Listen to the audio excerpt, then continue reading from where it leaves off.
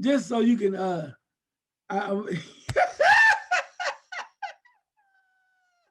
I can't even see that. that's all right. Anyway, let me read it for you.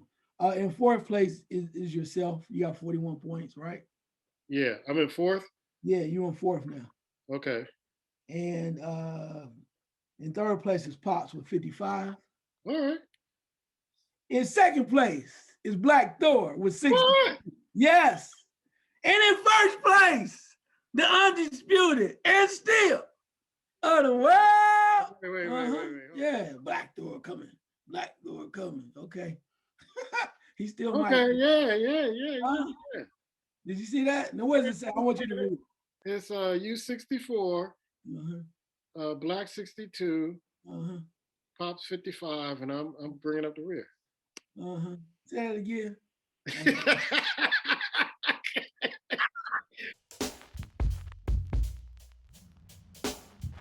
Welcome to the First 40 Sports Show with the Goon Squad.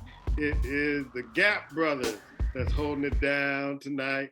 And thank you, Michael Strahan, for staying in the Gap Brothers Club. All right, it's going to be Ice and I holding it down.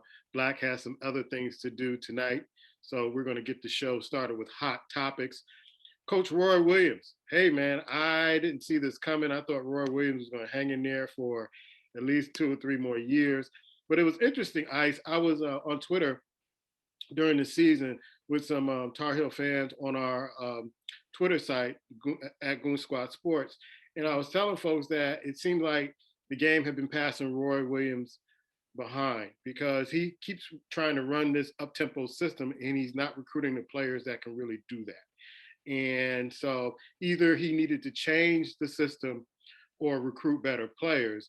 Well, I've been talking about this for the last maybe 4 or 5 years we've been doing the show, that I thought Roy Williams could kind of step down and give somebody else a chance to kind of do more recruiting and or better recruiting and to kind of change this one and done kind of change in this one and done kind of era. And I think that caught up with a lot of teams, especially with North Carolina. I know I picked them to lose in the first round because I just didn't think they were a strong team coming out of the ACC. But this was a long time coming. He's 70 years old. He's been having some health problems, and he's fourth in all-time wins with 903 wins. That's 3 national championships with North Carolina. Coached at Kansas and taken those teams to the tournament. But I have nothing. I know I said some negative things about Coach Roy, but it's nothing against the person. It's just the coaching style that I always had kind of odds with. But his players, former players, he's been with Carolina for a long time. I'm pretty sure they're going to grab another Carolina guy to step in and take over Carolina. But 33 years, he put in a lot of work, and I have to say he earned everything that he got. Yeah, long-term coach on a number of areas. Like you said before, he was a disciple of that Dean Smith tree as well, right? So, and being, from that whole North Carolina thing, and they had that cradle with coaches, you know how that goes. And then he goes out to Kansas and does his own thing and was impressive with that. And then at some point, when the major opportunity came and they were running into issues with guys that were trying to fill the shoes of Dean Smith. Then they reached back and they got Roy. So makes a lot of sense. Carolina guy, he knows the Carolina way, been there before and won some games. But when you have a program like that, there's a lot expected, right? It's kind of like Kentucky. People they know the rich tradition and they want to win all the time and they want to win right now. And he did it for a while. But like you said, I think the game has changed. I think things are a little bit more up tempo. You have to have the premier athletes to do so. And I think part of it, not to say that his assistant coach aren't great, but you need to have somebody with a little bit more swagger too, and understand how to play differently. And you just let's be real, you have to have teams that's going to play together for a long time to make to advance in the tournament. Or you got to have those 1 or 2 guys that just make you shake your head, go, wow, they are pros, right? You just had to have that. And they had a couple guys here and there, but they just haven't been able to get over the hump. So maybe the game did pass him by a little bit. And I'm happy for him that he had enough common sense to walk away. Some coaches stay for too long. And despite because he has nothing else to prove. When you win the national championship or two or more than one, I mean, no matter how much you stay in the game, you have nothing else to prove in my book. So, and you said he was fourth all time in on the coaching.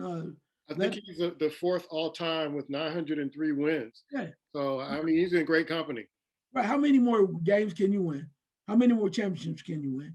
I mean, if you have a role and you feel like you're still making a difference and you're impacting the school the right way, yeah. But you're 70 years old. You mentioned about the health challenges.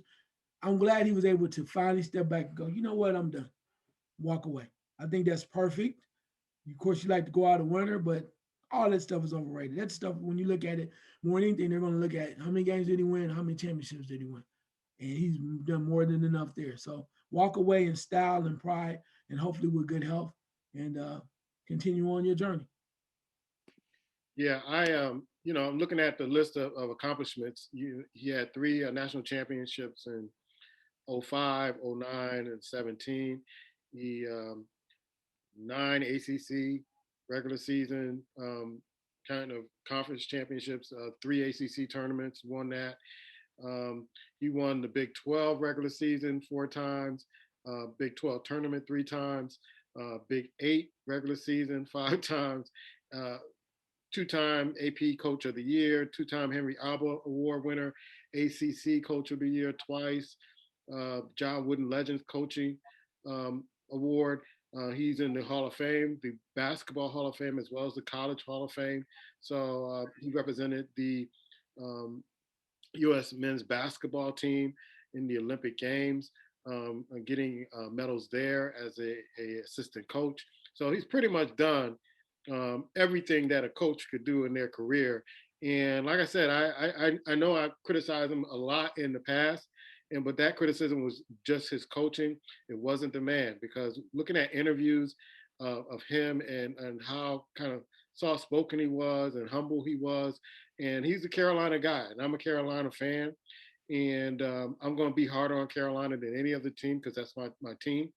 I just thought that maybe years ago, when he got past the scandal, maybe he wanted to get past it a little bit more, put the program at a solid pace or a solid place, and move on from there. It will be interesting if Hubert Davis steps in, because I know Hubert Davis left the television job to come there to be the assistant coach, and they're throwing around a lot of names. They're throwing around Stackhouse, but he's already at VCU, and he's in his first year there. So I think Hubert Davis may be the guy that they turn to. It may be some other coach that they turn to also, but I know the Carolina way, they're going to try to stay in-house with that new coach coming in. Yeah, no doubt. I mean, because you like to stick with tradition. There might be another North Carolina grad or somebody that wants to come in and take it. Or if they do go outside, I guarantee you it's going to be somebody that's known, somebody they feel really has the coaching background to make them successful. Because you did, as much as I like Hubert Davis, the question is, can he move forward and make the program successful? Yeah. You just don't want to have somebody say, "Well, it's his turn," right? Hopefully he's been able to show them that he's capable of getting it done. Because I mean, that's the same thing they're going to be looking at: who will be the ultimate replacement for Coach K at Duke. So, for why you want to be loyal and do the right thing, also on the other end, let's be real, it is also about winning basketball games in North Carolina. Yeah, yeah, and salute. Have a great retirement. You earned it. It should be interesting because even though Davis has been there for a while, I remember Matt Doherty stepped in, and that was a total disaster. And yeah, it was a total disaster. It seemed like he was just having a nervous breakdown on the sideline. And so you want to be really careful on who you step in. Chris Beard takes the Texas job. I wanted to know your comments about that. Also, Luka Garza gets the Player of the Year, well deserved from him. Cannot deny him that award. He's been playing great all year. And Miller from Illinois is about to transfer. Probably not happy with the situation there. Give me your thoughts on any one of those stories, sir. Yeah, let's start right there with Chris Beard, just because of the factor that I had a few discussions with some folks in my circle, and one of my friends clearly told me there's no way in hell Chris Beard was gonna leave Texas Tech and go to Texas. I said, you are crazy as hell. He's a Texas alum, first of all, right? It's a dream job. What else can you do at Texas Tech? Seriously. I mean, the money, they want him. And I said, and allegedly, and I'm joking here, but the Texas Mafia, when they want you and they come for you, seriously, they get who they want and they go after them and they get them. They have enough money. And Chris Beard is a dream job for him. And to be now in the major player in the burnt orange in the state of Austin, man, I mean, if he can win at Texas Tech, right? Then what do you think he's going to do at Texas? And that's their belief. But I'm happy for him because he's worked real hard to try to put Texas Tech where they needed to be. Now he's moving on to Texas. Wonder what Mac McClung is thinking right now, huh? Yeah, that's what I thought. After it came across my mind. Yeah. I don't think he's gonna make that jump, but it's a totally different ball game. He might declare for the draft now. Anyway, but no, Chris Beard is that's who they wanted. That's their main choice, and they wasted no time. In fact, I think that this buyout clause dropped on April 1st. They lowered the buyout clause, so it made it a lot easier for Texas to go. You want to come? Like, yeah, you want to come out here? Yep, sure. All right, we'll pay the money. So I like the way they did it though. They wasted no time. They knew who their guy was, kind of like they did in football. They knew who they wanted. Guy was available. Swoop him up and let's keep it moving. So that was major for them. That was big time. Yeah, and Luka Garza, well deserving. Yeah, I mean, because you could always go to Gonzaga, right? You could go there, and look at Timmy and some other cats like that, or you could also look at my guard from Illinois. But Garza was consistent throughout the whole season for the most part. I mean, he had a couple of moments, maybe in the tournament where you expected more, but he was the guy. He was dominant, played real well, led Iowa all the way through, and he was even very good last year in the previous season. Yes. So, I mean, you could really make some arguments for other people, but the consistency that he had, I would say not just this year, but over the last 2 years, and he didn't get it last year. So, hey, nothing wrong with it. I don't have a problem with it at all. Yeah, I think it's a well-deserved award. And running right into college basketball, we've been watching the tournament. There have been some games that have been total surprises to me. I was watching Alabama, and I thought Pops had him. Alabama is just fun to watch. And I was hoping that they would go a little bit farther. It would have been good to see them go a little bit farther. But we have our Final Four. We have Baylor against Houston, which I was surprised Houston got a little bit farther than I thought they were going to get. And then you have Gonzaga against UCLA. And I know that you didn't think UCLA would be sitting here with that little man at the coaching helm at UCLA, former University of Cincinnati Bearcat coach. Let me get your thoughts on the Final Four, bro. Okay. Anyway, let's start right here. The surprise of the tournament is UCLA for me. And I'm not going to lie, I've been very critical of Mick Cronin for years, when he was at Cincinnati. The reason why is because he always had an attitude and his teams were very fiery. And he used to always talk about how good they were and what they could do and they could match up with anybody. But they never reached the pinnacle of, getting over the hump. They never reached it. And this year, though, I got to take my hat off to him. Yeah. He's shown that he can coach. But also, too, you got to give it to those players. And he'd be the first one to tell you that those players are playing out of their mind. And you got the transfer, JJ from the University of Kentucky came out there and is turning it out. That dude can really play.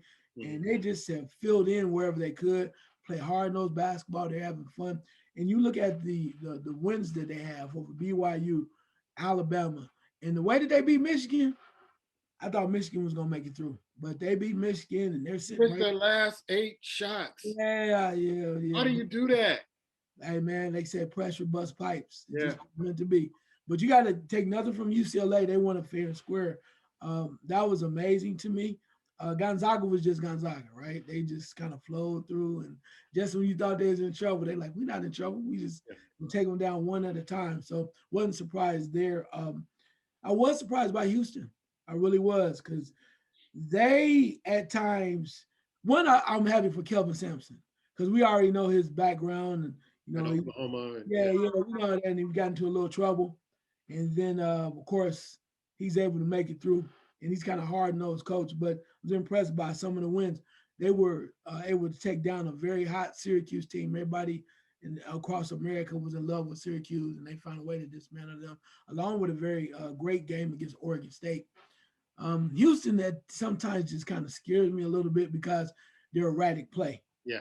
They're erratic play, but they got guys that come after it. They don't have the most athletic guys that, they got a guy that grabs rebounds, and he got that grabs rebounds and just does all the crazy stuff. He shoots crazy threes. He's not the guy you're going to say is a lottery pick, but he's a guy that you want on your squad. He's like a Ori. Yeah, you like because he plays D too. He does everything. Yeah. Whatever you want him to do, he will do it. And it's like, man, who is that dude? And he can check anybody, he can score, and he hits threes when they need him, not when he's I'm wide open. The guy's just a hell of a basketball player. So I like them. I like their grit there. And last but not least, Baylor. In my gut, and I knew this. I said it before. I even said it on the show. I said, I think it would be great to see that rematch between Baylor and Gonzaga. And right before I picked Illinois, I was like, man, Illinois was so hot. I was like, oh, they gonna roll. Yeah. Then my mind, I was like, that Baylor looked really good that last time, but I couldn't pull the trigger on Baylor. But they look like the old Baylor. They look like the Baylor from the beginning of this year. Look, playing great defense, hitting shots, so athletic, quick, and just not afraid of anybody. They get down, you go, oh man, they're in trouble. Like, no, we're not. We're good. And I just like their attitude. They come at it, they're feisty, they don't care, they refuse to sit down. And they've earned it. Baylor is when you look at it, you just kind of showed yourself. And they won some convincing games too. If you think about that, they beat Wisconsin. They came off that real big game. They beat Villanova, that was playing pretty decent, and they beat Arkansas. So Baylor is, I like Baylor. I have from a long time. I just kind of talked about them a little bit when I razzed them about losing to Kansas. But Baylor's a very good team. Yeah, it seems like Baylor and Gonzaga are two teams that play poised under pressure. Mm-hmm. So they have some pressure moments where you're thinking, okay, this may be a chink in their armor, and they just rise to another level and take out their team, especially Gonzaga. It's like you don't see them really kind of, they're not stressed out there. They're just out there to win games, and they're on a mission. And we're probably going to finally see the matchup that we missed earlier in the season between Baylor and Gonzaga over the weekend. Saturday will tell the tale in that saga. But looking forward to two good games with Houston, seeing how they are so game to come out there and take your best shot and go after you.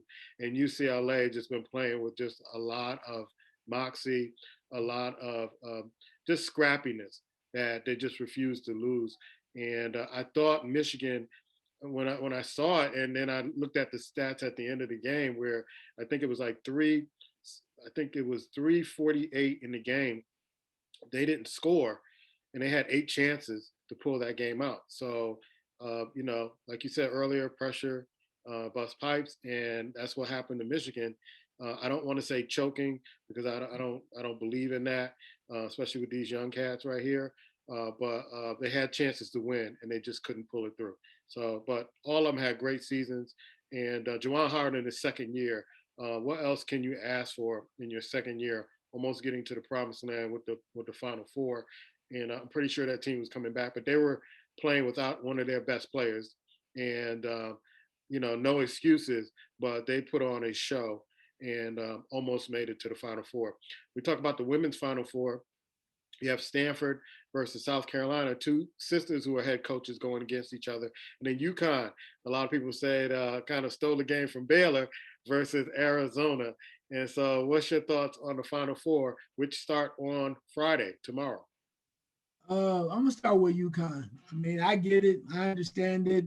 You play ball and you let the chips fall where they may, but it does look bad. It does look bad when it was seen what was an egregious no call, where the young lady goes to the rack and two young ladies are all over her and no call. And being a fan of a team or a franchise that a lot of people hate and a lot of people think gets calls in another sport, I understand their pain. We're not gonna mention. Yeah, man. But I understand their pain. I was kind of like, so that's what it feels like when they say that. Because, because I mean, it was tough, man. And you feel for the Baylor young ladies because they did everything they could. I mean, they could have won the game otherwise, but that's not a good look. I'm serious, especially when you're supposed to have the best referees in the game, right? That's not a good look. And then you have all of America going back over it saying, you saw what it was, and then of course they say Connecticut got another one. Gino got it just because of the bias, and I see that. But it'll be interesting to see because they play a team in Arizona that's really good. Arizona's gonna come through and try to put pressure on them, see if they make it through. Arizona's very talented. And then the other side we have Stanford and we have South Carolina. Stanford is their game. Think about Stanford. Their coach has been around for a long time. Terry Danvere used to be a former coach, assistant coach at the Buckeyes with Ohio State, and so she's a coach, a player's coach, and they're hard nosed and they're gritty, and they're going to give South Carolina all that they want. Don Steady is a very talented team, and they're a little young, but the question is, can they come through and make it through to the next level? And everybody wants to see the rematch of UConn and South Carolina. They do. They want to see that because that was a great game earlier in the season. But don't play either one of those teams. Arizona, particularly Stanford, short because Stanford is.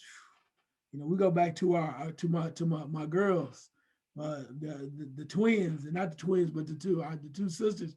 Stanford's always produced great basketball talent. They have a great team this year, and they will not lay down. So if South Carolina does advance, they're going to definitely earn it. This is two great games. I just feel very sorry for Baylor because they deserve to at least have a chance. At least let her hit shoot the free throws, right? If she misses it, they struggle. Here's the thing: Baylor was struggling from the line too in that game.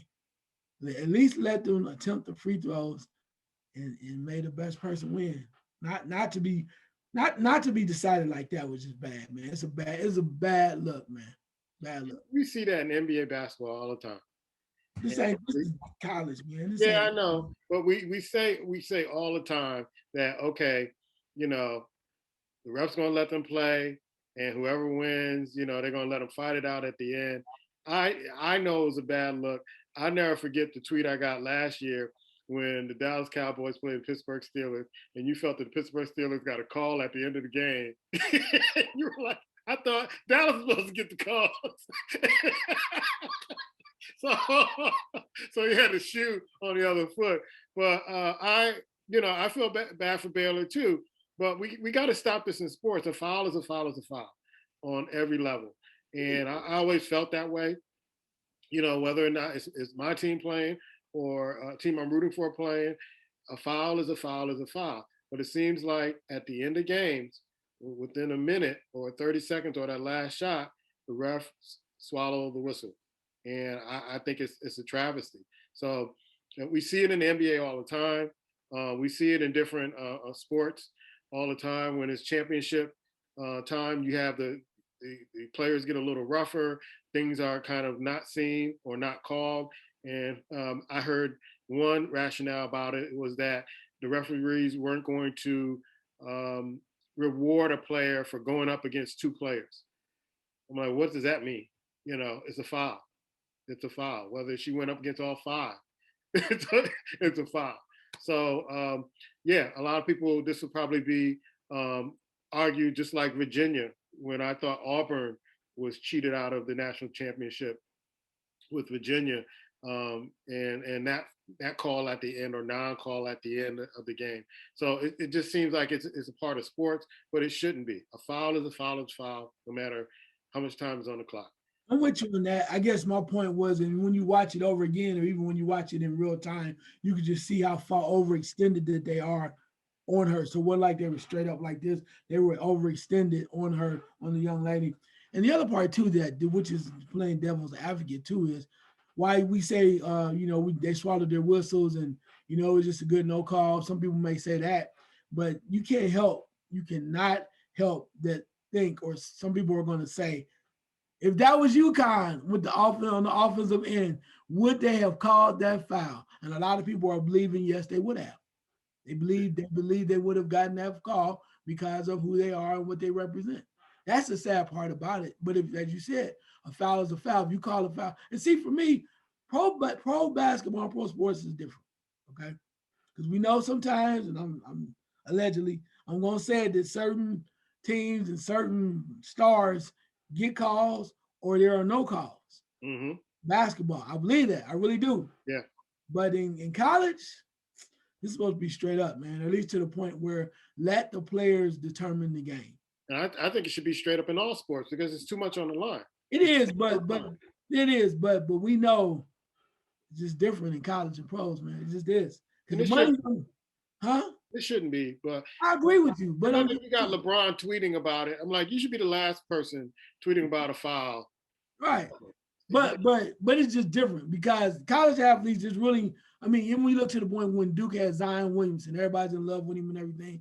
But still, that's separate because it's not like the pros. The pros, you've had even referees come out and say they've done some things that really were kind of irregular or whatever, to the point of, I wouldn't say cheating, but they made calls. And we've known other guys got calls. I mean, hell, how many times have people from the neighborhood been pissed off saying Boston Celtics got a call? The Boston Celtics fans saying that the Lakers got a call. And you come back and you do the same thing too. So I mean, I just think in pro sports is a little different because I think maybe some of the referees, even though they try not to be, maybe a little intimidated by who they're coaching. But in college, it's just they're just athletes, right? Even if they're great, top-notch players or players of the year, even with a storied program like UConn, but they're still just they're numbers, right? They're not they only can stay for 4 years max and they're gone. They're going off of the basis of the program itself. But in pros, it's just different to me. I just think certain guys, like, if it comes down to it, LeBron gonna get a call when he go. Yeah, hands up. I didn't do it. One foul in the fourth. Yeah. 2 minutes left to go in the game. Come on. And he know it. That's why he does what he does. Yeah. All that. Yeah. One more story in college basketball, man. It seemed like the NCAA been getting black eyes all throughout this year. They kicked Oregon State. As soon as they lost the game, Oregon State right out of their hotel room. And I'm like, what the hell are you doing? I mean, you really are getting a bad reputation for years of not caring about the college student athlete. Now you're kicking them out, as soon as they lose their game, like, oh, we have no more use for you. Goodbye. Yeah, I think this is when, for the NCAA, this is when there should be a major investigation, right? A major investigation because of the fact that somebody made that call. I don't think that was across the board where Mark Emmert was going, oh, yeah, we got this rule, blah, blah, blah. We get him out of here. I think that was somebody made a bad, horrendous call saying, hey, we got time to get you on the plane once you guys jump on the plane. There's nothing wrong with letting them stay over because you already paid for the night, right? Right. You got told hotels run. So you already paid for the night. Is it going to be cheaper to fly the plane back at 3 o'clock in the morning than it is the next morning? And the factor that they had played, right? Gave a great run in the tournament. And this is how you reward them.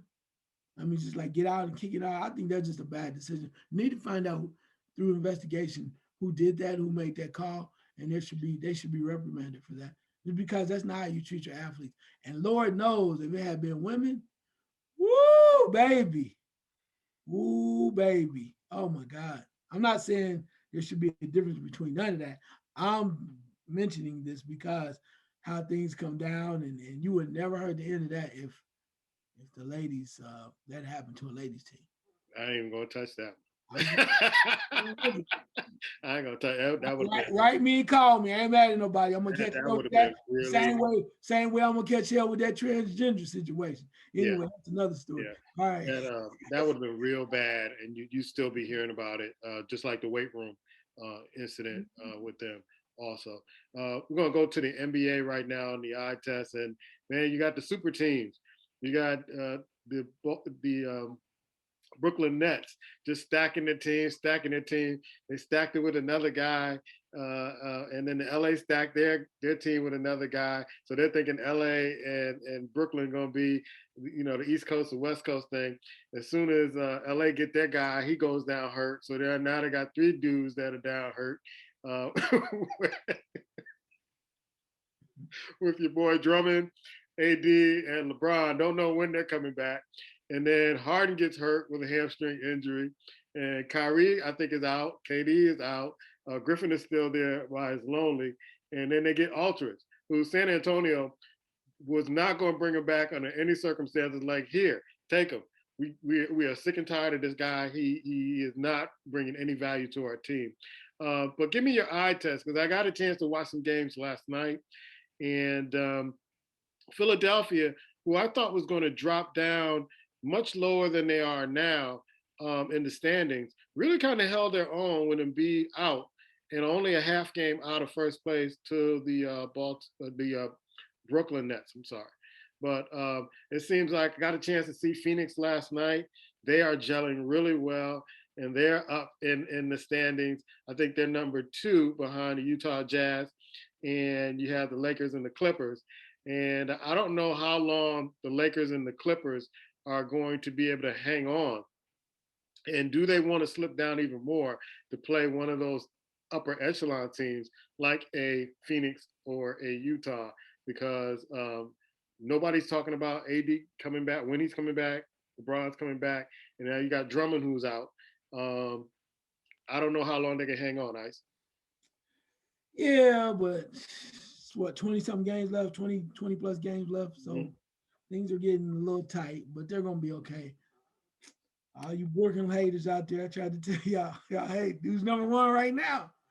I mean, people just don't like teams stacking talent, and I understand that, but Brooklyn's trying to win, and they did it, and this is where they are right now. Philadelphia is in second, still trying to work it out, but Milwaukee, the great Milwaukee, is in third, trying to see how they're going to rebound with that. Charlotte is in fourth, surprisingly. Charlotte is in fourth. Miami's fifth. Dangerous team with Miami as well. The Knicks, number 6 in the East. The Knicks. Atlanta's 7. Boston's 8. And Indiana's number 9. So it's going to be interesting these last 20 plus games. But I'm not surprised by Brooklyn at all, even before they acquired the other talented guys. But they're ready. I told you that 3-headed monster and the rest of the guys, when you had guys who's hurt now, Spencer Dinwiddie coming off the bench, that's a lot of talent to come off the bench. And you got Jeff Green over there, and it's a lot of talent. So we'll see how that works out. But in the West, Utah's still holding fast at number 1. Very proud of Phoenix at 2. I love Phoenix. I told you I like Monty Williams. I like what they're doing over there. Now you pick up quality acquisitions in Aaron Gordon, right? And then you also pick up the big fella JaVale McGee. I like to see them. I don't think they're going to win a championship, but I like to see them continue to move forward, because I watched Phoenix last year in the bubble, and even though they didn't make the bubble, they didn't make the playoffs, they deserve to be in there just because of their hard work. And what Monty Williams has said has come true. Keep working hard, and we're gonna make a dent and make noise this year, and they're doing it.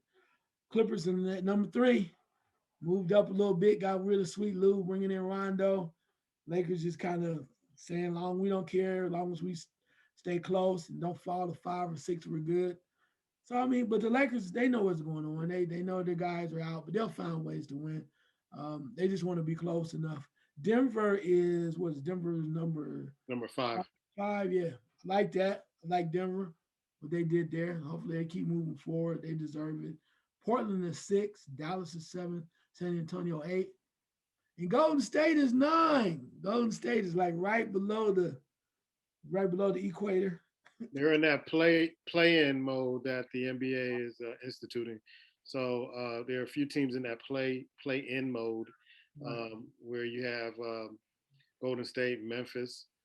Um, I don't know. Well, I really don't like that kind of format, but I guess it makes more money for the NBA, and I guess it makes more excitement for the fans to get their teams in the playoffs. But Yeah, well, the question is how bad you want it. I love it, especially in the bubble.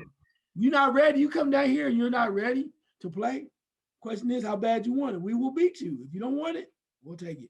yeah, yeah. Same with the East. You have the play-in where you have teams like Indiana and Chicago, and maybe Toronto starts to move up a little bit. And Westbrook is kind of playing out of his mind for the last few games. So we have to see in the last 10, 15 games to see if Washington makes a run. Yeah, it's gonna be wide open. Westbrook is going after certain personalities. One thing I will say about Westbrook, and I'm not going to mention the other personality's name and what he said, but I will say this: Westbrook is honest with his. Now you know what Westbrook is all about. If you didn't know before, there was a mention about Westbrook and his numbers not really meaning that much because he has never won a championship. And Westbrook came out and responded by saying, "I'm real with mine. I really don't care about championship. I'm taking care of my people. I'm taking care of this. I would love to win, but my numbers speak for themselves. And if that's what you want to do, and you don't care about winning championships really so much, you want to be the guy and you want to put up numbers, I have a problem with that. At least he's honest. You Mm-hmm. hear a lot of guys come out and say they want to win. Like, everybody got on Kevin Durant because he went jump ship and went to Golden State because he didn't feel he could win OKC. As long as the guy's honest, I'm good with that. Westbrook wants his money so he can take care of his family and be the man. One of the top two guys. And wherever he goes, if that's okay with you, that's fine by me. I appreciate that. Like rings no big things to him. Okay, but look how much money he's getting paid. And basically he gets to come out every night and be the guy, be the star. And yeah, he's just gonna be a top-notch guy. So I appreciate Westbrook for coming out and telling the truth about what's going on with himself. Well, Philadelphia should get Embiid back this Saturday, and again, I don't know when the players are coming back for LA or Brooklyn, but we'll see. We'll see how that impacts because it seems like in Brooklyn everybody hasn't played all together at once, at least maybe one or two games, and that's about it. So it really kind of makes me think that if they don't get it together soon, the chemistry that may be something that may be a problem in the playoffs. Can I ask you a question about that? And they're also ranked, I think, very low in defense. Can So I, how can I, does that play in the can I playoffs? ask you a question? Sure. What kind of chemistry you need when you lead the damn, see in the East? What else they need to do? I mean, Say it. we said this. We said this back. I mean, when the NBA season started, that the East is not really a conference to really kind of say, "Oh, we're the first in the East," because the teams are weak. The teams are very weak. But isn't it, and this is just my opinion, isn't it like nitpicking though a little bit? I mean, give them that credit. All I'm saying is, however you get there, you're number one seed. All I've heard for the last 5 years, whoever was number one seed, even though the East was weak, everybody was over them. But now because it's Brooklyn and it's Durant and it's Irvin and it's Harden and all of that stuff, and they're stacking the team, people okay. But when Milwaukee got it, right? The great Greek freak, oh man, it was just so much, everybody was so enamored. It's like they pick you pick your, if the meal fits you, you love it, right? But if it's something maybe you don't like, I don't like Brussels sprouts, you turn away from it. I know that's a bizarre analogy. All I'm saying is we had to decide how we're going to judge, in my opinion, what's good and what's not. If somebody's at the top, give them their accolades and credit for being the top seed for the regular season. And then the playoffs will show it. That's how I look at it. I don't go, well, they got this and they got this. And well, maybe they could do. Okay, it's the regular season. That's what we're basing off on, or I see it right now. Yeah, I see what you're saying, and I agree with it to a certain extent. But here, remember years ago where Houston was, I think, almost the number one seed, and everybody thought they were going to just blow teams off. They had no defense, and here you're looking at Brooklyn, I think they're ranked 24th or 25th in defense. The defense intensity picks up in the playoffs. Sorry, it does. And so you can score 40 points every night, but if you can't stop the other team from scoring 40 and their players scoring 40, then I think there's a problem. I think there's a problem. So yeah, they can have the number one seed. They're going to probably win it out if Philly doesn't get their act together. But can they stop teams in the playoffs? I think that is their Achilles heel. They are not good defensively to stop teams. And the reason why I say that is because when you can beat some of the top teams and then Orlando comes along and then they beat you, there's a problem. When teams you're supposed to beat and really kind of just put to bed and say goodnight and you can't do it, and you can't do it because you have a weak defense, I think there's a problem. I agree with, I can see your point there, but I want to counteract that by saying, you just said it. The defense in the East is weak. The East is very weak. They're very weak teams. And while you mentioned defense is very important, I think it's going to be very important if they make it to the finals, where they're going to play against better teams. But I think they have enough power offensively and enough couple guys in there in between that can play defense, like the Jeff Greens in the world. I'm not sure what DeAndre Jordan's doing right now. I think you have enough to counteract anybody that they play, where their offense is going to be enough to beat anybody in the East. I don't see anybody else over there. And I mean, just tell me a team over in the East that defensively could really match up with them. And then not only that, match up with them defensively, but really hang with them offensively. Just tell me a team. I'm gonna pull your boy out, Jimmy Butler from the Miami Heat. Okay. Because you see what they did in the bubble. They just clamped down on teams defensively and got them to the finals. They weren't an offensive juggernaut. Their defense really kind of got them to the finals. That's one. I give you one. Give me another. If Philadelphia can get their act together, I think Philly could do it. Man, come on. I think Philly could do it. Come on. Are you serious? I think Philly can do it. Okay, I'm gonna just say this. I'm gonna get off of this because I know we got other stuff to talk about.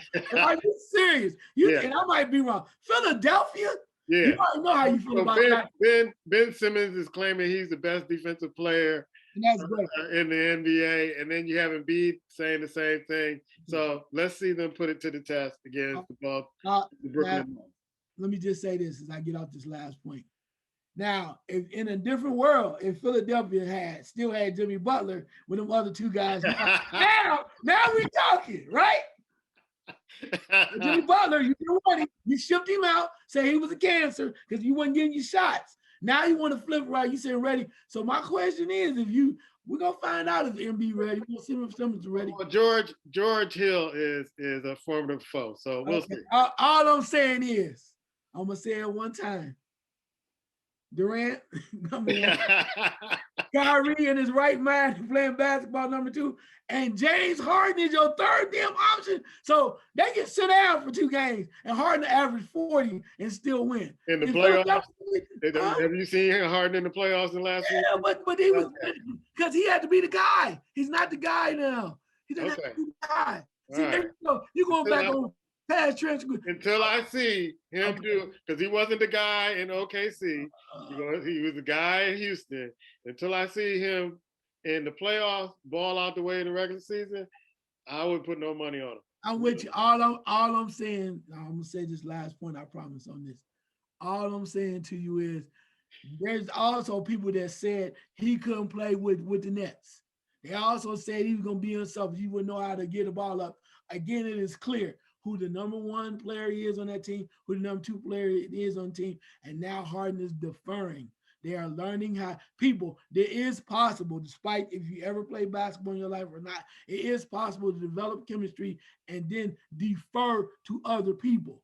Everybody's hair is not as swollen up as you may think, as Bobby Jones from back in the day when he came from the ABA, went to the NBA, and then hooked up with Philadelphia and played his role in order to win the championship. It still can be done, even though you may not think so. And I think James Harden is showing you he will defer because now he wants a ring. Okay, we will see. Let's go to the NFL. And I'm trying to figure out, Ice, why the NFL players are surprised with the 17th game added when they signed for it in the collective bargaining agreement. They did not read it, or it got past them some kind of way. They knew it was coming before 2022. Why are they complaining that it's a 17th game added on Twitter and social media when they signed the collective bargaining agreement? That's what they do. That's what they do. You signed for it. Right. Remember when they had the other opportunity to collect the bargaining agreement and they had opportunity to make a difference and only so many people voted? Yeah. I mean, so that's what they do. It's easy to do that. When you're absolutely right. You sign for something and then you could also, I didn't know that happened. But then only so many of you stepped up and signed up. They've been talking about this for years. Mm-hmm. So you knew it was coming. They want more money. What they're probably going to do, I think, is probably cut back on the preseason game. Yeah, just one less preseason game. Because you showed this year, you don't need preseason games. You can do the same things you do in preseason games, except for maybe cut downs as to what guys are going to be your reserves. You can do the same thing that they did during the epidemic, right? As they were getting ready. So you can weed that out. Except the only thing now is the owners will not be getting paid the money for the preseason games like they were. But regardless, now the owners are going to make more money because now they get an extra game. Yeah. There's more people, more concessions, more merchandise, the whole nine. It's a real game now. A lot of people were not tuning in for those or even going to those preseason games. So, I mean, yeah, you could say it's another game, but like you said, when you sign the contract, now you just, I ain't gonna say shut up and play, but you don't have a lot to say because you signed it and then you want to complain. You have the opportunity to do something earlier and make a difference, and you chose not to. So it's what it is. If you don't, look again, if you don't want to play in the league, go to Canada. That's all the time we're giving the NFL this week because I'm so tired of hearing about the draft. Let's just get on with it. I don't want to hear any more projections. I don't want to hear who's moving up. So we'll spare you that. We'll go to baseball, which opening day started today. My Yankees dropped one in extra innings. But what are your thoughts on the season so far? Well, I mean, when you look at it, we won one game in with 1 day in, right? It's going to be really exciting. The key, of course, to anything is to stay injury free. If I were you, I wouldn't be worried about the Yankees dropping the first one. Okay, we know that they're probably the selected favorites for the East. In the Central, again, we talked about it before, where a lot of people are looking at the White Sox in the American League Central from the moves that they made. Should be interesting, especially with your man Tony La Russa back over there in Chicago. Yes, sir. Should be interesting. In the West, Houston's always going to be around, trying to make some noise with Dusty. Hopefully, Dusty can get over the hump. But the Oakland A's, they're going to get some boos in Houston from. Yeah, but they missed them from last year. Yeah, but they're not going to be as crazy as it would have been last year because people they have selective memory and it goes real quick. But the Oakland A's also should make a run for that division as well. In the wild card, maybe have the Blue Jays and the Twins. And then over in the American National League, Atlanta Braves. Atlanta Braves are very talented. Question is when and can they get over the hump to make that next step. In the Central, Cardinals kind of gearing up again, trying to see what they're going to do. Looking good. And in the West, man, all I'm going to say, the Dodgers, right? You hate to say it, right? I mean, because they're so loaded. When you got, they picked up Price. Now we found out that Price is going to come out the bullpen. He's not going to be in the fifth starter. That's a very talented team. You should win. I'm glad they won last year, but man, maybe I'm just kind of, they are, you talking about loaded in the NBA? How about loaded in the Major League Baseball area? The Yankees are the West. Yeah, Yankees are the West, no doubt. But then also too, the Mets made a lot of great moves. Yes. And, despite the front office turmoil they had, which was horrible. How do you do so great and then go back and it just all goes to hell because you out here doing other things? Anyway, that's for another day. But the Mets looking good, and also do not sleep on the Padres.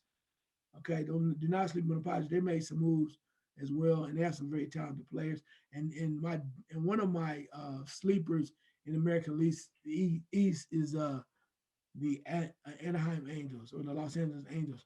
Because I like Otani, man. If you have not seen this dude play, this dude is like old school.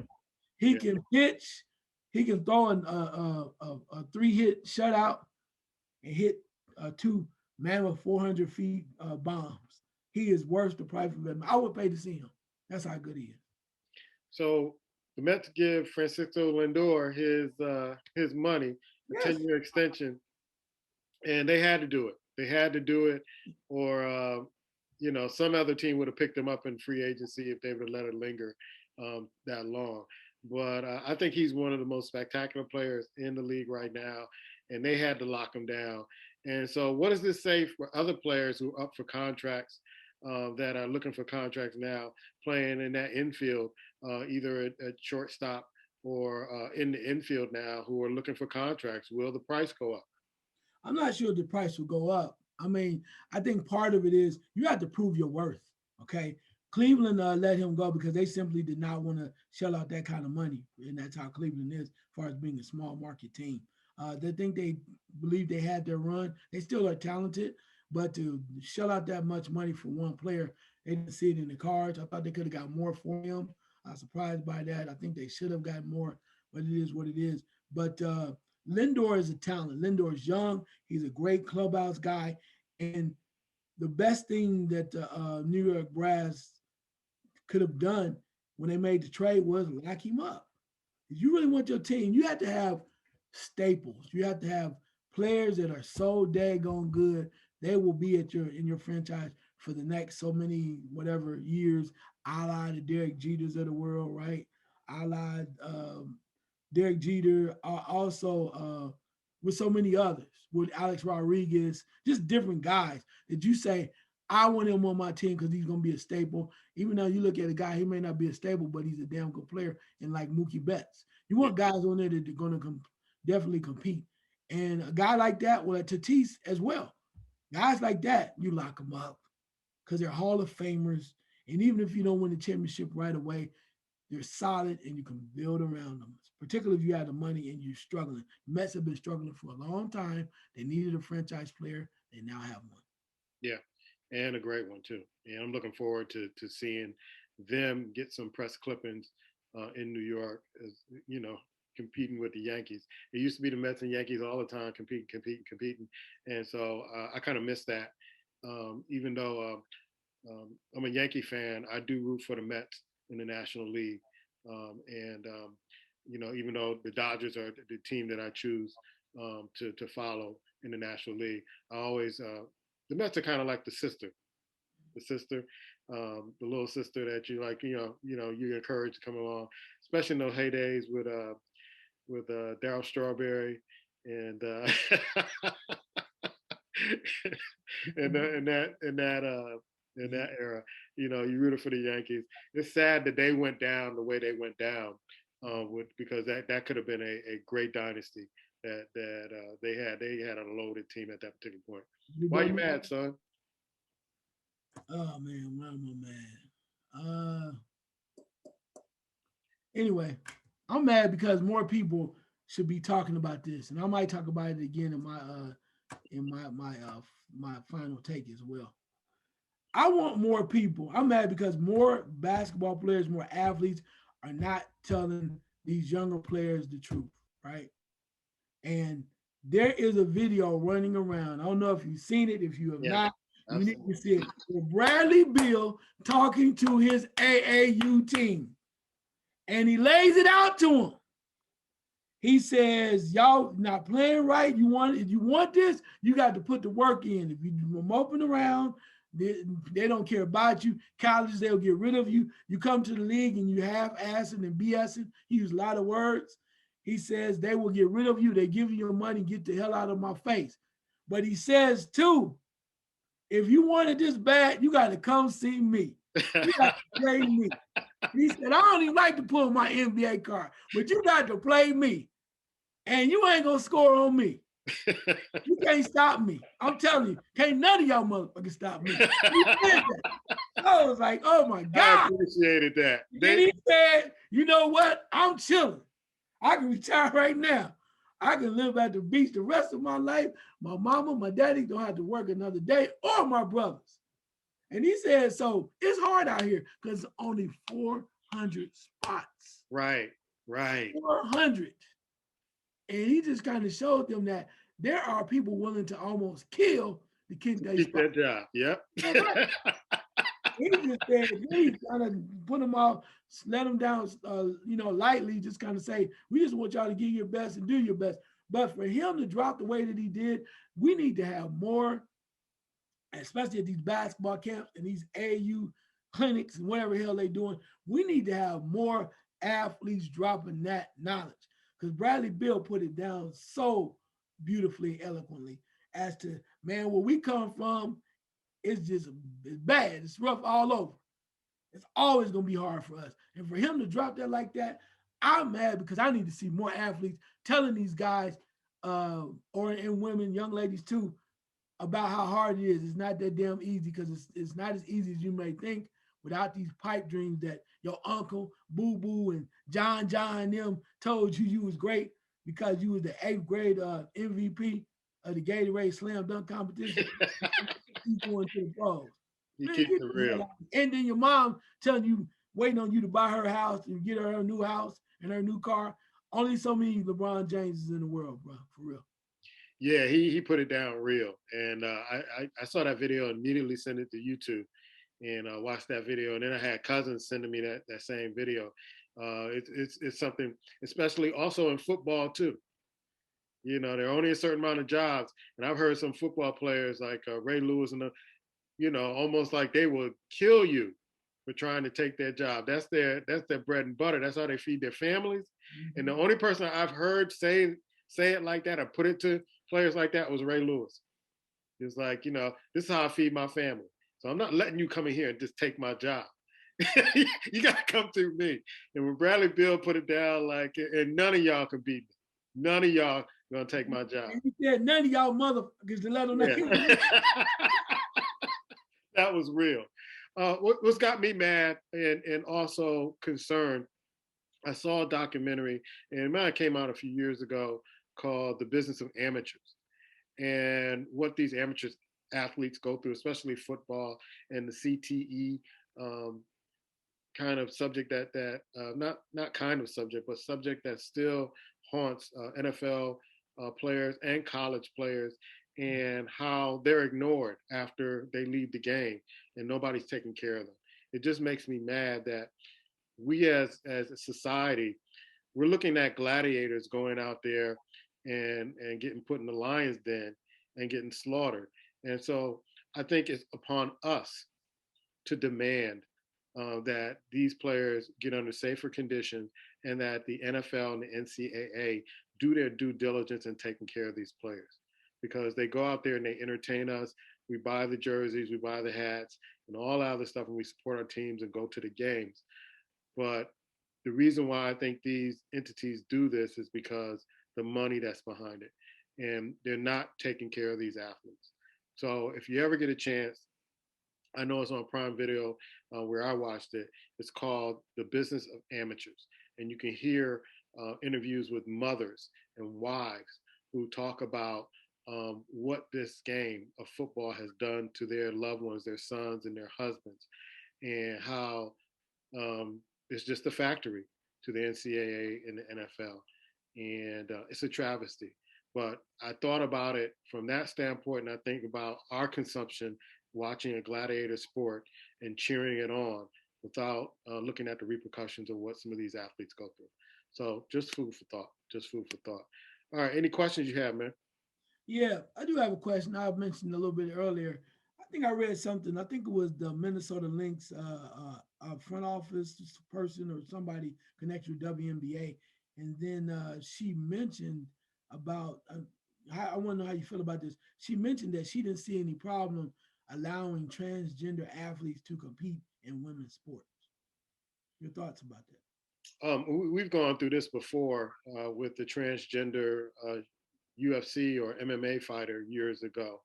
And my stance is that they should not be permitted. If you are another sex and you change your sex, you should not be permitted to fight or compete with the sex that you choose. I don't believe in that. The other story that we talked about when this came up with, I forget the name of the fighter who was once a man and then transferred over to a woman and was just really kind of knocking women senseless. I compared it to domestic violence because she had the strength of a man going there competing against women. So I don't agree with that. I don't agree with that. And people could say right or wrong, left or right. To me, I just don't agree with that. That is the true essence of competition when you have men and you have women. Now, to remedy that, if you want to start a league with trans folks in the league, competing in different categories, and you can get a league doing that, I'm all for that. But I think there are some advantages when you compete on that level and you were once a man and now you're competing against a woman. Yeah, I agree with that. Particularly, I'm all about the advantages that these individuals who make the transformation can have. I don't think it's fair to the athletes, and I even go back to the point where we've seen stories about high school athletes the same way, where transgender athletes are able to transform, and then of course, or not, or in the stages of transforming, and then run against girls like in track. It's just not fair. They have an advantage, and these young ladies work real hard all year long and all their careers to practice and try to become winners. And then by allowing this to happen, to allow these individuals to compete, you give them an unfair advantage, and you're basically, it's a slap in the face to those who I guess they're playing with the cards that they're dealt with, right? From that standpoint. And granted, it's not about saying whatever you choose, or whatever you choose. You can do anything you want to in this world. You have that right. That has nothing to do with who you are, who you might be, but how fair is it that you have an advantage because the choice that you make? No disrespect. You can be a great athlete. Why should others be penalized for particularly in this if athletic in this sport? It's not something that you have to have, right? You don't have to. Is it your right to compete? Sure. But is it something that you have to have? And if you're going to do it, then you need to do it in a different way. Why have other people penalized because of what you decided to do? Yeah, because until they come out with some hard evidence about the hormones that they're getting and things of that sort, if it's not an advantage, which I haven't heard, then if you're getting some sort of drug or something that's going to put you at an advantage, that's not right. It's just not right. And I remember the MMA fighter. That was one of the reasons why I said, it kind of turned me off of watching women fight, because it's like, how do you let this person fight and beat up women like that, and then call this a fair fight and a fair sport? It just wouldn't be right. So I don't even know if that person is even fighting anymore, or people are taking fights from that person. But I saw videos of this person just destroying female opponents, and it just wasn't right. It just, it's like a pit in my stomach. Well, I know one person that a fighter. The Yeah, Lions. and probably beat her. Yeah. What do you think about the NCAA saying, "Hey, if we start paying these athletes, it's going to open up a can of worms that we can't put back in the can"? I mean, it's already headed that way. I mean, you're starting with the licensing, right? We already talked about that. You're having to get that up. But at some point, when you say paying them, I'm not sure if you're ever going to get to the point where they're going to just flat out just pay somebody money, like it's a fee or you pay the athletes. I think what's going to happen, and what they should probably do anyway, is you have all these big, large apparel companies. They've been doing some of them anyway, that have these. They kind of help the athletes along in their careers, right? Mm-hmm. So why not use them as a way to the athletes to get paid or earn money? So do stipends or whatever it may be, or do endorsement deals, right? And they may not be able to touch the money for until they leave, but that's fine. That's what you want to do, but they're still allowed to make money. But to come out and say you're going to pay an athlete this, that, and that, it's too much of a it's too much red tape is going to be involved, and you're always going to have the problem here. You have to decide who gets what amount of money.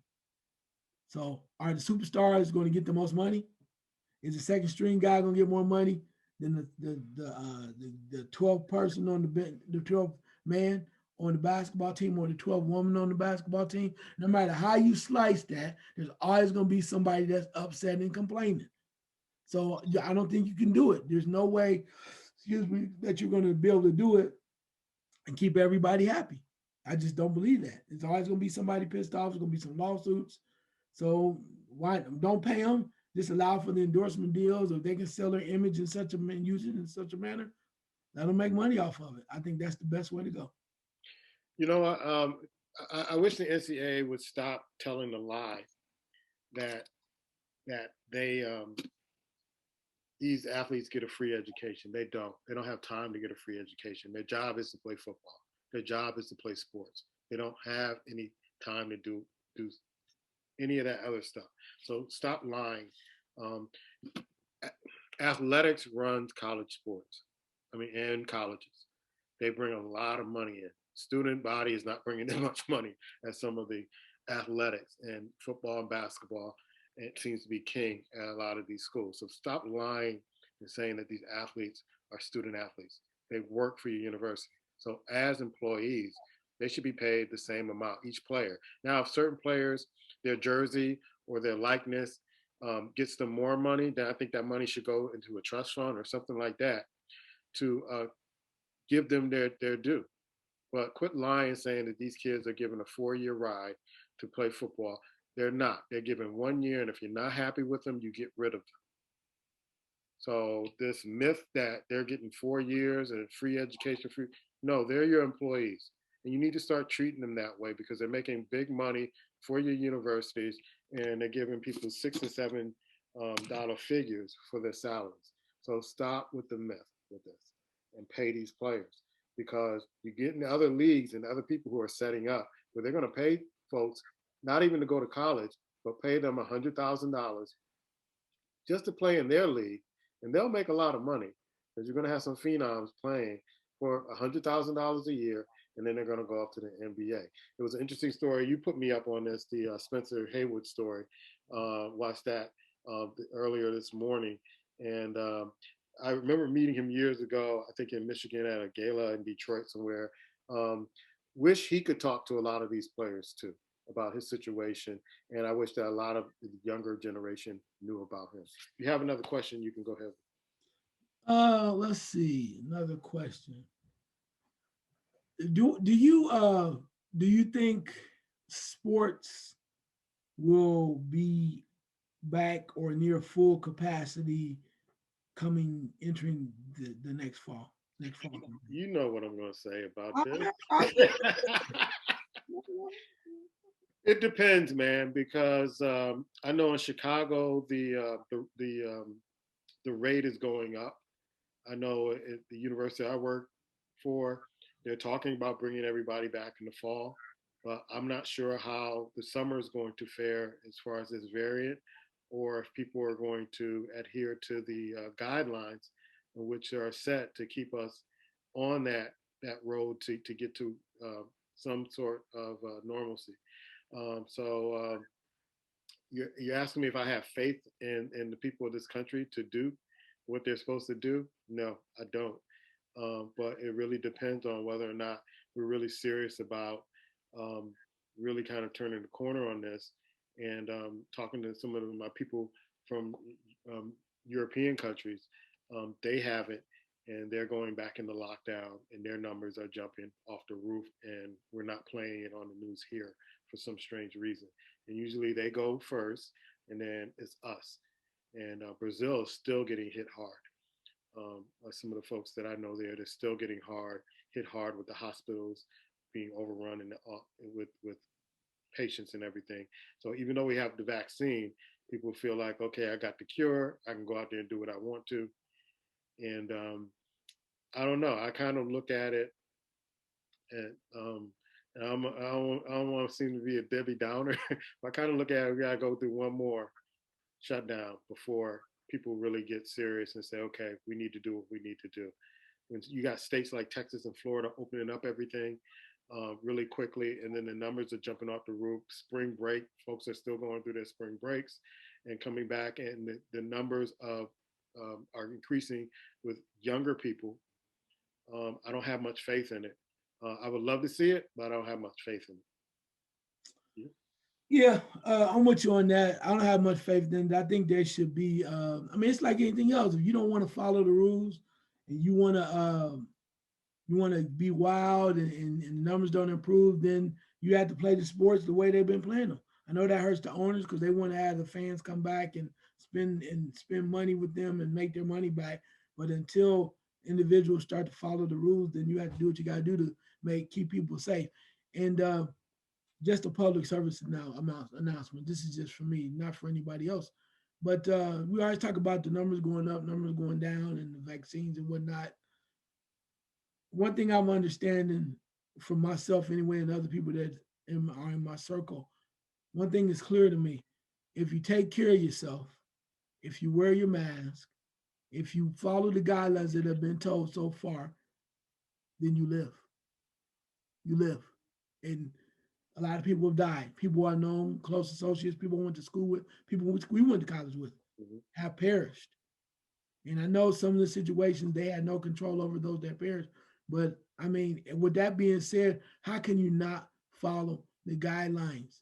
You may not believe it, but you also have to ask yourself, do a total health assessment of your body and find out what works for you. For some people, getting a flu shot, for some people, getting a vaccine helps them because they have so many other factors that play against them. Like myself, for instance, I have asthma and allergies, particularly with my asthma. If I get sick and I don't take care of it real well, or my doctor doesn't know what the hell is going on, then I can go into full blown bronchitis, which can kill you. You don't have the proper medicine and breathing treatments. You know, we're now finding out that breathing is major. You can't breathe, you die. And this virus very similar. But again, we must realize that we have to find out, learn more, as much as we can about our own personal health and our own personal bodies, and go accordingly. So if that means you have not gotten a flu shot in 22 years and you feel good about it, and you don't need to get the vaccine. Hey, that's up to you. But other people don't ridicule those that say they're getting it because they want to live. I mean, shit. I mean, you got to do your own thing. I ain't mad at you, but don't be mad at me because I'm getting the damn shot because it's going to help me help my immune system be better. I understand all of the controversial type situations and all these things that we're saying that the virus is doing, but I don't know. I just think each person needs to really dive into their own personal health and make a decision. Yeah, yeah, I agree. Last second shot, sir. My last second shot is going to be about sports in general. Ladies and gentlemen, we have watched a wonderful, I mean, a beautiful NCAA March Madness basketball tournament, men's and even the women as well, despite all of the other dramas that's going on. We've seen some great stories. We've seen some Cinderella stories like UCLA and Loyola Chicago. And we've seen these things happen right before our eyes. 5 straight days at one point where it was beautiful. So the next time you see this going on, if we do come back in the situation, think about the athletes and all that they have sacrificed to provide you with entertainment. Think about them not seeing their families and having to stay connected with one another for so long and not having a regular life, even though they're dealing with COVID as well and trying to stay safe. Think about all of the things they had to do to entertain you. And maybe just somewhere down the line, you might want to give to your school or give to your university. Or if you don't even want to go that route because you think something might be corrupt, why not donate cash to a scholarship to help another student? Because if nothing else, right, particularly if you're a basketball player, you can definitely say you have been entertained this year. Definitely, definitely. Man, sure would have loved to see last year's tournament. Man, that's always gonna stick with me, man. And we didn't get to see some of the teams that were playing and the way they were playing. Oh man, I appreciate this year, but last year, oh my goodness, I couldn't imagine. Anyway, my last second shot is I made a commitment to drop some history of folks that we need to check out. And I already mentioned Spencer Haywood. Check out his documentary, the Spencer Haywood story. It's also on Prime, Amazon. But also, yesterday was Jack Johnson's birthday, the Galveston Giant. And if you don't know about Jack Johnson, he was a hell of a man, a hell of a character, and a hell of a heavyweight champion, the first black heavyweight champion. And one of my favorite stories about him is that he bought a car. I don't even think he had a license. He bought a car and he was speeding down this highway, and the police stopped him and they gave him, I guess, a $25 ticket. And what he did is he gave the officer $50. I think that's the number, the cash amount. I gave him $50. What did he give me $50 for? He said, "Well, I'm going to be coming back the same way, going back the same speed, so I might as well pay it now." That was the kind of character that Jack Johnson was. Defied the odds, defied the laws of society. And there are some documentaries that are out on him, his grandchildren talking about him and his life. And he is worthwhile to look up and research, and one of the greatest heavyweight champions of our time. That's our show. We'll come back next week. Make sure you check out Overtime. We always put great stuff in Overtime after we do the show. Black is, I think I'm going to give the numbers again. Ice Water is in first place in our current standings with 64 points. Black Door is 62. Pop, 55 points, and I'm bringing up the rear 41 points. I've been at 41 points for a few days, and I think I'm going to stay there. Unless a miracle happens, I think I'm going to be at 41, and I'm going to be bringing up the rear. And all the basketball I watched this year, gosh, I should be bringing up the rear. Anyway, peace.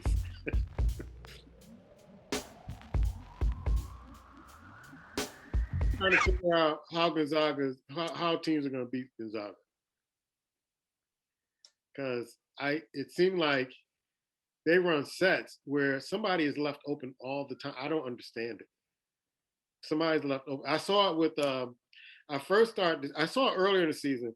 I first noticed it when Gonzaga was playing Norfolk State, and it seemed like Gonzaga had an extra man on the court, and he was always open. And I'm like, why can't they cover this extra man? It's ridiculous. And an old wide open shot.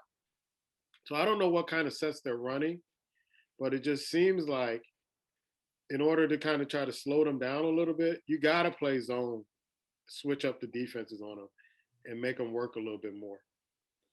You know, it reminds me of, it may not be the same thing, but it's like repetition because players get tired. Mm-hmm.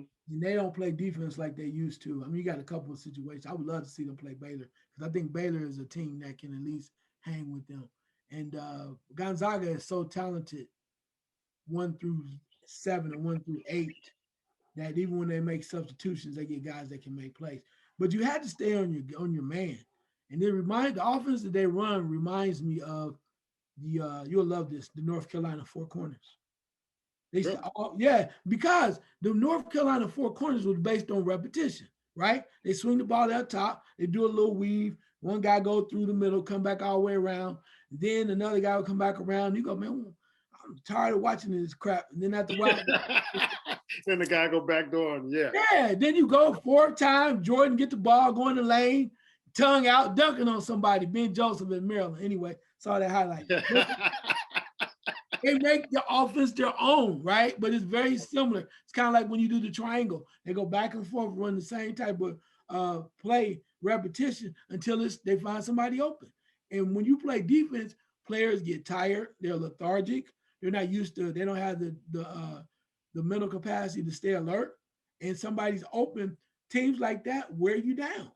They wear you down. And then, of course, talent-wise, just how it is. I remember watching the Four Corners with North Carolina going, man, this is the most boring damn offense I've ever seen in my life. He ran it in high school, in North Brunswick High School in freshman year. He used to run the Four Corners.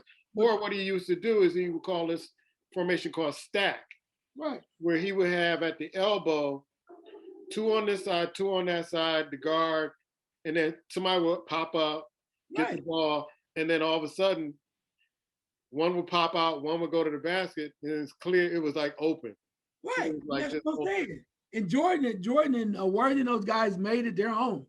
They made it beautiful. Because like I said, you sit in there, you can go down the lane, and then it's Jordan one-on-one. Jordan got the ball. He's like, well, where's the other dude? Supposed to slide over. Nope. Ah. Yeah. But I think that's what they do. I think they do that, and other teams are having it hard to match up. Also, too, they are relentless on the boards. Yeah, they're Gonzaga so is, poised. yeah, It's ridiculous. they're relentless on the boards. And if I see them, the rest that is allowed, and I'm not hating on them because I said I called Gonzaga out from day one. I watched them. I think they're the best team in college basketball, and they are proving that to me right now. But as I'm watching these games, and they let Timmy, the forward for Gonzaga, hook another man I on see, the offensive end. I see, Yeah, I seen that. man, They let him do it. and he's doing it constantly. And then when they catch him, go. Yeah, yeah, I yeah, mean, he's hooking. He yeah, get that hand and he put the hand right on your hip, and then he's gone. It's kind of like that Jordan push yeah. against Utah. You know, you push them out the way, and it's like, okay, but yeah, they're best. Right now they're probably the best team to me. But I want to see UCLA's just energy, see if they have enough to run with them. But I'm not going to be if Baylor can get past Houston. I like Baylor's chances, and I'm not saying that because I didn't choose Gonzaga, but I like the way Baylor is playing. They have no fear, and just when you think you're up on them, was that they played Arkansas? They played Arkansas.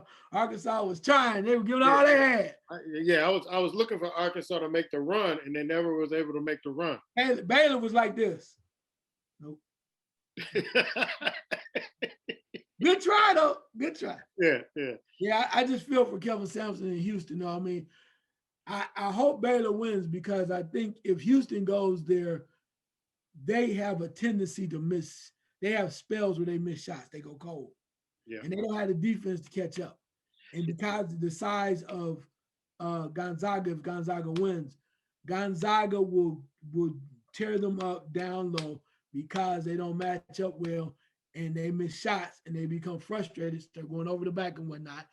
And only Baylor, I think, can kind of match up with them to match up styles, to match up level of play, aggressiveness, and the way that they play fluid as a team. Yeah. Yeah. It'll be interesting. What I see Baylor doing now is that they're a better half court team now than they were during the season because that was their weakness during the season. They like to go up and down, but when you put in a half court, they have problems running the sets.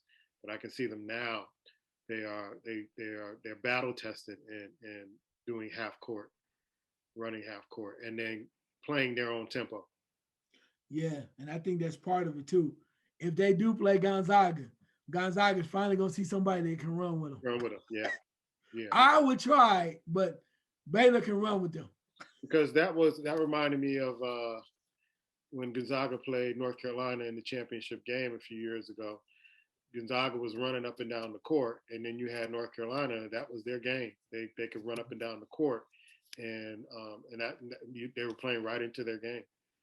Yeah, especially with the quickness that Baylor has. Quickness, and they don't have the biggest size, but them little quick dudes, man. Woo! They got the guards to kind of get it going. And yeah, Mitchell was a beast the last game. I mean, they were just giving him the ball on the top of the key, and he was just doing what he wanted to. Yeah. I mean, he was a beast. Arkansas could not do anything with him. But I really enjoy watching Alabama. I just like the way a buddy of mine texted me. He was like, "Man, they're just fun to watch," and I'm like, "Yeah, they are." It would have been fun to see them and how far they could take it if they didn't kind of stall in the overtime game with UCLA, because I felt that when that guy hit that 3-pointer, I'm like, okay, this is destiny. This is their game to get over the hump and then they go cruising from now. But they just could not do anything in the overtime. Couldn't do it. Yeah. Well, they got that shot back that helped them get there. Yeah. And we thought that would put them in an opportunity to win, but it Yeah. wasn't meant. They had Uncle Mo on this side. Yeah, yeah. So but I'm excited to see now that Texas has Chris, as far as getting Beard, right? Mm-hmm. I want to see how that works because man, I'm telling you, I bet you there's nobody here that's happier than Beard going to Texas because that's a job he always wanted, and now to have it and with all of the recruits and everybody's at his disposal, yeah, I think I wish him well because I like him as a coach. I mean, I'm sorry to see Shaka move on, but I think Shaka did. I'm not. Shaka is in his hometown. He's in his home state now. Yeah, I think he's good for Marquette basketball. Yeah. I think you got two programs. They got two good coaches that want to be there and going to be happy, and Yeah. they should move forward. And Marquette's more of a basketball school. You're never going to be a top dog in Texas in basketball. Never. Um, I don't think if you can win a couple of national championships, you're still not going to be top dog. Texas is a football state, right. And Texas is a football university. But Marquette, I'm interested in going to see. I want to see what he's going to do. I want to go see some games and what he does with Marquette and the recruiting in this area because a lot of people have been asking me about how come DePaul and Illinois and all those teams don't get players from Chicago. And I think it's still because of what the McGuires did at DePaul and at a UIC. And there are a wealth of players here that, Shaka could get them. Yeah, it'll be interesting to see how that plays out. Plus, I think he has one more year with DJ Carton, the young man that transferred from Ohio State. Okay. Top-notch guard, and he played this year. I don't think he really did great. He was okay.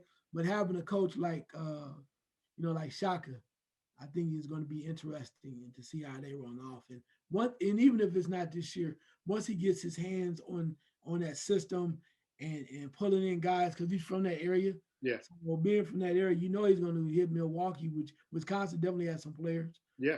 Then he's going to drop down and hit Chicago and all over the place. So now that he's in a place where he can pull people and he's home, and he knows the area and the landscape, and he's gonna. The high school coaches are gonna love him. Yeah, because he's back home. So I think that's going to serve him well. But you think he left before he was gonna get fired, or I don't know. I think he had another year. But I think he also knew that there's only so much he could do. Yeah, there's only so much he could do there. He had some very talented players. And for them to lose to Abilene Christian, maybe he felt like he lost them. Maybe. Players. I think he lost them. There was a game where they were fighting on the sidelines. Yeah. Players. Yeah. And from that game, because they would get leads and they would lose them. Mm-hmm. And then the players would be fighting amongst each other. So I think maybe he felt he lost them. I think you got a point there. Yeah, so I mean, but with that being said, though, he goes home and it's just a totally different perspective. Not a lot of pressure to win right away, although they want to. But he has enough time where he can literally make the program his own, kind of like he did at VCU. Yeah. And maybe it's one of those things that, what he did at VCU. He came up, built his program up. Then he wanted to go to the big time. It's like, oh man, I gotta take my chance. So we went to the big. It wasn't as cracked up. It wasn't as cracked up. It's like now let me go back down here and where it's not so much safe. But I have time to work and develop and create my program, and I'm home. So, worst case scenario, if it doesn't work out the best, I'm still home, so I can, be comfortable with that. But I think he's going to be dynamite there, and I hope he does. So, I've always wanted. I wanted to see DePaul back in the mix. I really did. Yeah, I don't think they gave Lato enough time. Especially in COVID.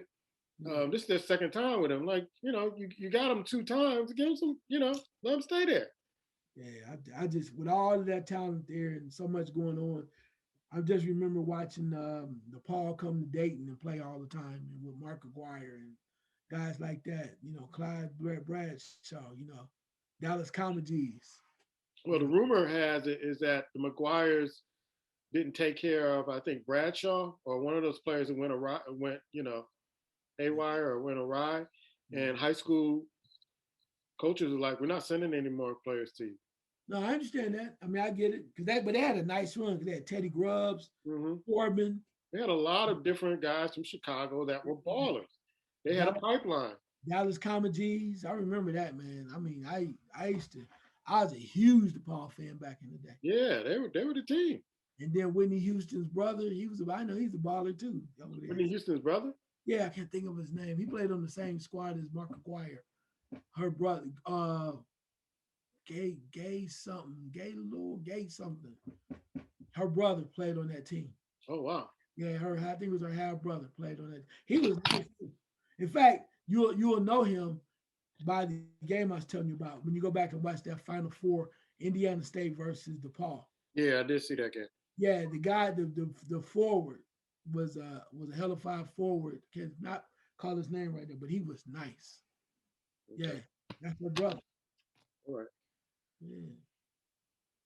So your boys are playing Charlotte tonight.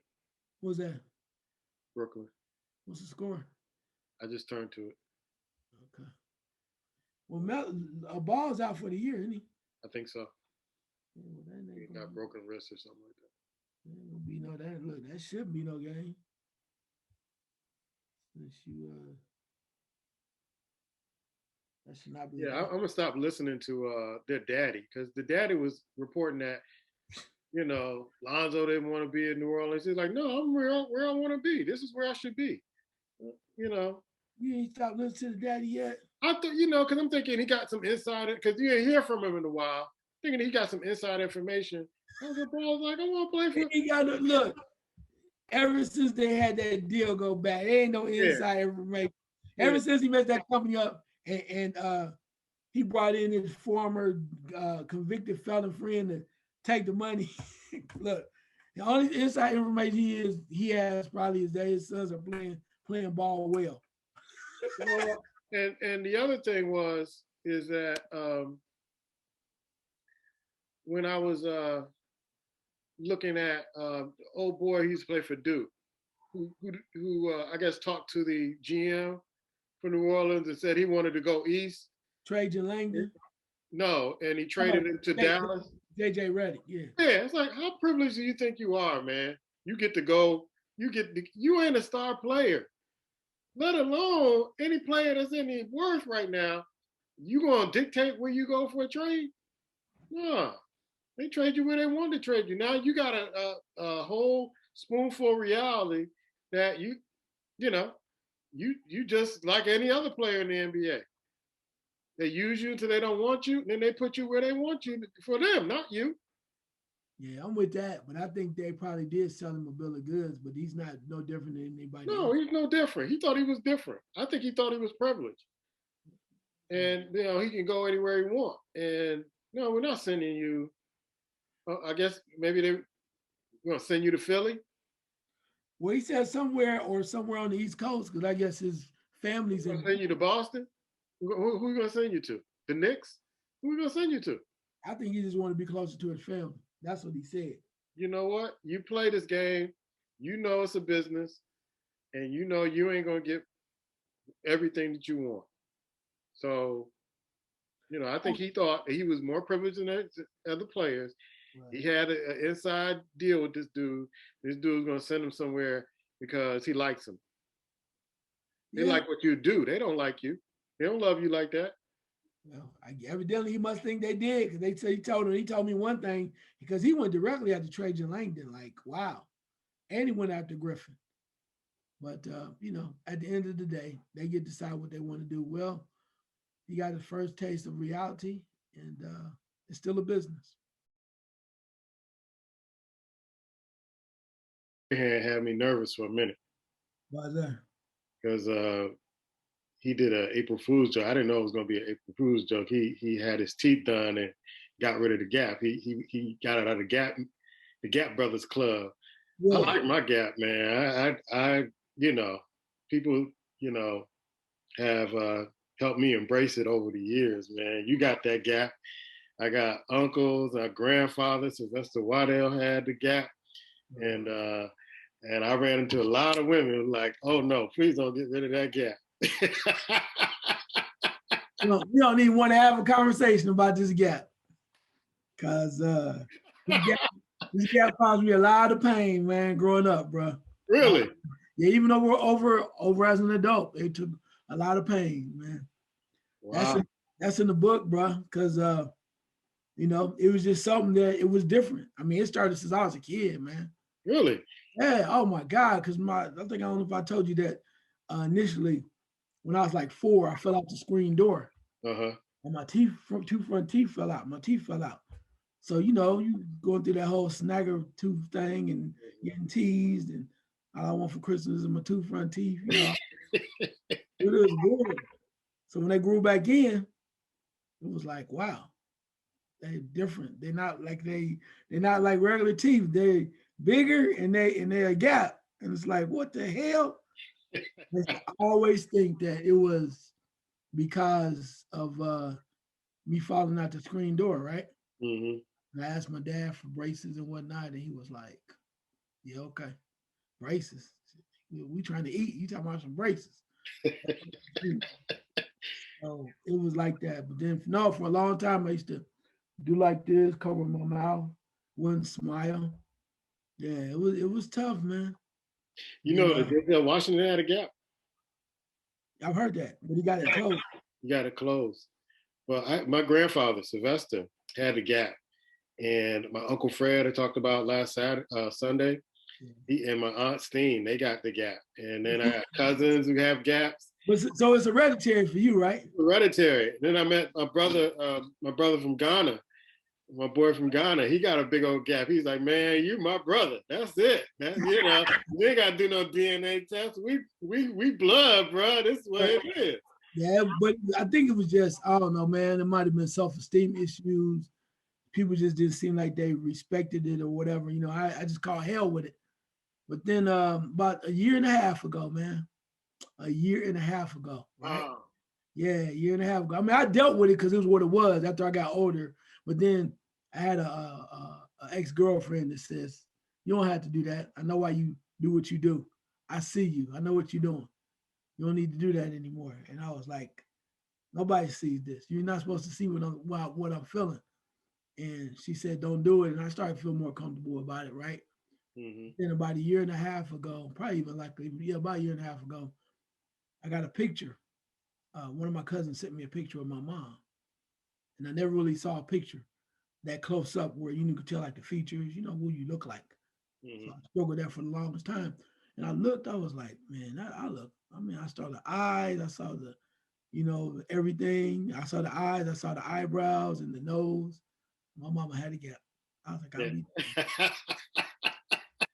man.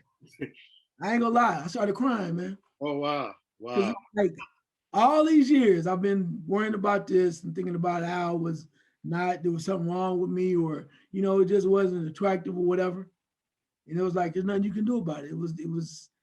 It's hereditary. And I think that if I knew that early on, it would have changed a lot of ways that I felt about it. But yeah, and like Yeah. I'm telling you, yeah, it was crazy, bro. Like it was like in the family, Yeah.